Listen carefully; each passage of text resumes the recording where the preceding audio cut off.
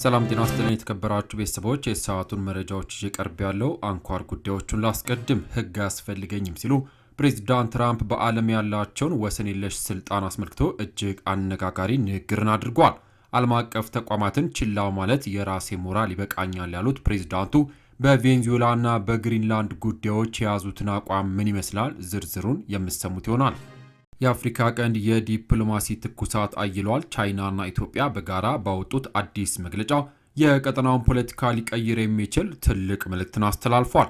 ቤጂንግ የኢትዮጵያ የባህር በር ጥያቄ ከማርታይም ሎጂስቲክ ጋር አያይዛ ምን አለች? ታይዋን የማትነጠል የቻይና አካል ናት ስትልስ አዲስ አበባ ለዓለም የምታስተላልፈው ጠንካራ መልእክት ምንድን ነው? የውጭ ጉዳይ ሚኒስትሩ ዋንጊው በአዲስ አበባ ያደረጉት ወሳኝ ጉብኝት፣ የባህር በር ጉዳይና የሁለቱ ሀገራት አዲሱ ስልታዊ አጋርነት ዝርዝር መረጃዎችን ይዘን ቀርበናል። አሜሪካ ኮሎምቢያን ልትወር ነው። ፕሬዝዳንት ጉስታቮ ፔትሮ ተጨባጭ ስጋት አለ ሲሉ አስደንጋጭ መግለጫን ሰጡ። ከትራምፕ ጋር በስልክ ቢነጋገሩም ፔትሮ ግን ዋይት ሃውስን በከባድ ቃላት እየወቀሱ ይገኛሉ። በሁለቱ መሪዎች መካከል ያለው ፍጥጫ የት ይደርስ ሲሆን በዝርዝር ታደምጣላችሁ። እስከ ቪዲዮ ፍጻሜ አብራችሁን ቆዩ። ቻናሉን ሰብስክራይብ ማድረግ የደውል ምልክቷ መጫን፣ ቪዲዮን ላይክ ማድረጉን አይዘንጉ። ዝርዝር መረጃውን አድምጡ፣ አብረን እንከታተለው። ክቡራን አድማጮች፣ በቅድሚያም ሊያስቆመኝ የሚችለው የራሴ የሞራል እሴት ብቻ ነው ሲሉ የአሜሪካው ፕሬዝዳንት ዶናልድ ትራምፕ ከኒውዮርክ ታይምስ ጋዜጣ ጋር ባደረጉት ቃለ ምልልስ በዓለም አቀፍ ደረጃ ያላቸውን ስልጣን የሚገታው የራሳቸው የግል ሕሊናና የሞራል እሴት እንጂ ዓለም አቀፍ ሕግ አለመሆኑን ገለጹ። ስለ ስልጣን ገደብ በዓለም አቀፍ ደረጃ ያሉትን ስልጣን የሚገታ ነገር አለ ወይ ተብለው ሲጠየቁ ፕሬዝዳንቱ አዎ አንድ ነገር አለ፣ እሱም የራሴ ሞራልና የራሴ አስተሳሰብ ነው። እኔን ሊያስቆመኝ የሚችለው ብቸኛው ነገር ይሄ ነው ብሏል። ስለ ዓለም አቀፍ ሕግ ትራምፕ ሲቀጥሉም ዓለም አቀፍ ሕግ አያስፈልገኝም፣ ሰዎችን መጉዳት አልፈልግም ሲሉም ተደምጧል። ሕግን ስለማስከበር አስተዳደራቸው ዓለም አቀፍ ሕግን የማክበር ግዴታ አለበት ወይ ለተባለው ጥያቄ ፕሬዝዳንቱ አለብኝ ካሉም በኋላ ነገር ግን ይህ የሚወሰነው ዓለም አቀፍ ሕግን እንዴት ተረጉመዋል በሚለው ላይ ነው የሚል ማብራሪያን ሰጥቷል። ይህ የትራምፕ ንግግር የወጣው በቅርቡ አሜሪካ በቬንዙዌላ ላይ ከወሰደችው ወታደራዊ እርምጃና ግሪንላንድ ዩናይትድ ስቴትስ ይዞታ ለማድረግ ከምታሳየው ፍላጎት ጋር ተያይዞ ነው። ንግግሩ አሜሪካ ከዓለም አቀፍ ተቋማትና ስምምነቶች ይልቅ የራሷን ብሔራዊ ጥቅምና ጥንካሬ እንደምታስቀድም ማሳያ ተደርጎ ተወስዷል። ክቡራን አድማጮች፣ እናንተስ ምን ትላላችሁ? ትራምፕ ዓለም አቀፍ ሕግን ችላ ማለታቸው ለዓለም ሰላም አደጋ ይሆን? አስተያየታችሁን በኮሜንት አጋሩን። ወደሚቀጥለው መረጃ አልፋለሁ።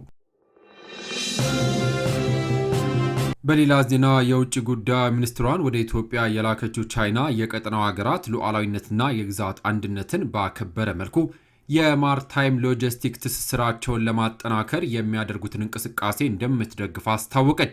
የባህር በር የማግኘት ጉዳይ የማርታይም ሎጂስቲክ ትስስርን ለማጠናከር ከሚረዱ ተግባራት መካከል እንደሆነም ገልጻለች። ኢትዮጵያ በኩሏ ታይዋን የማትነጠል የቻይና ግዛት አካል እንደሆነች በመግለጽ ለአንድ ቻይና መርህ ያላትን ቁርጠኝነት አረጋግጣለች። የአውሮፓውያን 2026 የመጀመሪያ ጉብኝታቸውን በአፍሪካ ያደረጉት የቻይና የውጭ ጉዳይ ሚኒስትር ዋንጊው ለሁለት ቀናት ይፋዊ ጉብኝት ሐሙስ ታህሳስ 30 2018 ዓ.ም ኢትዮጵያ ገብቷል። ዋንግ በአዲስ አበባ ከጠቅላይ ሚኒስትር ዶክተር አብይ አህመድና የውጭ ጉዳይ ሚኒስትሩ ዶክተር ጌዲዮን ጢሞቴዎስ እንዲሁም የአፍሪካ ህብረት ኮሚሽን ሊቀመንበር ሙሐሙድ አሊ የሱፍ ጋር ተነጋግረዋል። የቻይና የውጭ ጉዳይ ሚኒስትር ከአብይና ጌዲዮን ጋር የነበራቸው ውይይት ከሀገር ውስጥ ጉዳዮችን ባሻገር ቀጠናዊ እንዲሁም ዓለም አቀፋዊ ወቅታዊ ሁኔታዎች የተነሱበት እንደሆነ ዛሬ አርብ ጥር 1 ቀን 2018 ዓ.ም የወጣው የሁለቱ አገራት የጋራ መግለጫ ያስረዳል። የቻይና መንግስት በኢትዮጵያ የምታከናውነው አገራዊ ልማት ለተመዘገቡ አዳዲስ ስኬቶች ያለውን አድናቆት እንደገለጸ የውጭ ጉዳይ ሚኒስትር ያወጣው የጋራ መግለጫ ላይ ጠቅሷል። ቻይና የኢትዮጵያ ሕዝብ ከሀገሪቱ ሁኔታ ጋር የሚስማማ የልማት ጎዳና ለመከተል የሚያደርገውን ጥረት በጽኑ እንደምትደግፍ አስታውቃለች። ኢትዮጵያ ላይ የሚቃጣ የውጭ ጣልቃ ገብነትን እንደምትቃወምም አስታውቃለች። መግለጫው እንደሚያስረዳው ሁለቱ ሀገራት የልማት ፖሊሲዎችና ስትራቴጂዎችን በተመለከተ ቅንጅታቸውን ለማጠናከር እንዲሁም ከመንግስት አስተዳደር ጋር በተያያዘ ጉዳዮች የሚያደርጉት የልምድ ልውውጦችን ለማበረታታት ተስማምቷል። ቻይና ኢትዮጵያ በአፍሪካ ቀንድ ለምትጫወተው ሚና ከፍ ያለ ግምት እንደምትሰጥ መግለጿ በጋራ መግለጫው ላይም ሰፍሯል።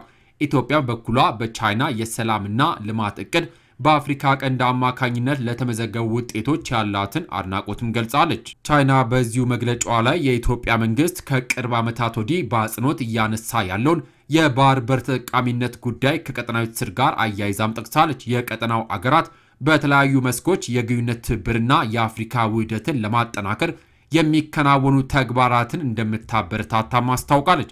ግንኙነትን ለማጠናከር በሚል ከተጠቀሱት ጉዳዮች ውስጥ አንዱ የማርታይም ሎጂስቲክን ማሳደግ ነው። ይህ የሚሆንበት አንዱ መንገድም የባህር በር ማግኘት እንደሆነም ቻይና ጠቅሳለች። የባህር ሎጂስቲክ ጉዳይ በቀጠናው ሰላም፣ መረጋጋትና ብልጽግናን ለማስፈን ዓላማ መዋል እንዳለበት የገለጸችው ቻይና በንግግርና ዲፕሎማሲያዊ መንገድ መከናወን እንዳለበትም አንስታለች። ከቀጠናዊ ትስስር ጋር የተያያዙት እነዚህ ተግባራት ጉዳዩ የሚመለከታቸው አገራት ሉዓላዊነትና የግዛት አንድነት እንዲሁም የተባበሩት መንግስታት ድርጅትን ቻርተርና ዓለም አቀፍ ሕግን በማክበር ላይ መመሰረት እንዳለባቸው ማስረድታለች። ኢትዮጵያ በአንጻሩ ከሰሞኑ በድጋሜ የውጥረት ምንጭ እየሆነ ባለው የታይዋን ጉዳይ ድጋፏ ለቻይና እንደሆነ በድጋሚ ያሳውቃለች።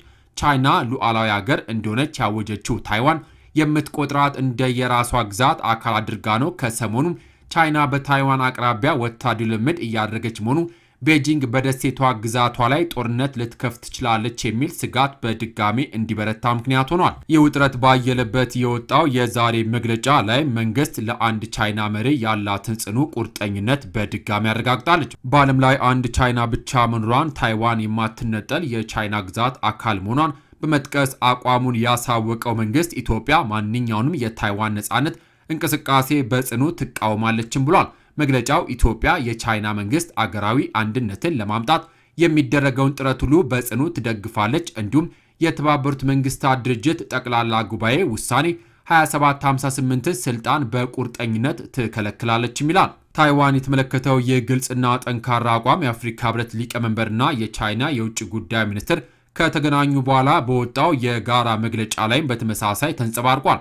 ታይዋን የተመለከተው የህብረቱ መግለጫ ክፍፍል በተመሳሳይ ታይዋን የማትነጠል የቻይና ግዛት አካል መሆኗን አስረግጧል። በተጨማሪም የአፍሪካ ህብረትና የቻይና መግለጫ ባለፈው ሳምንት በአሜሪካ መንግስት ከሀገራቸው የተወሰዱትን ቬኔዙዌላ ፕሬዚዳንት ኒኮላስ ማዱሮን ጉዳይ ማስቷል። በቅርቡ በቬኔዙዌላ የተፈጠረው ክስተትን በተመለከተ ያላቸውን ስጋት የገለጹት ቻይናና የአፍሪካ ህብረት የሁሉም ሀገራት ሉዓላዊነትና የግዛት አንድነት መከበር እንዳለበትም አሳስበዋል።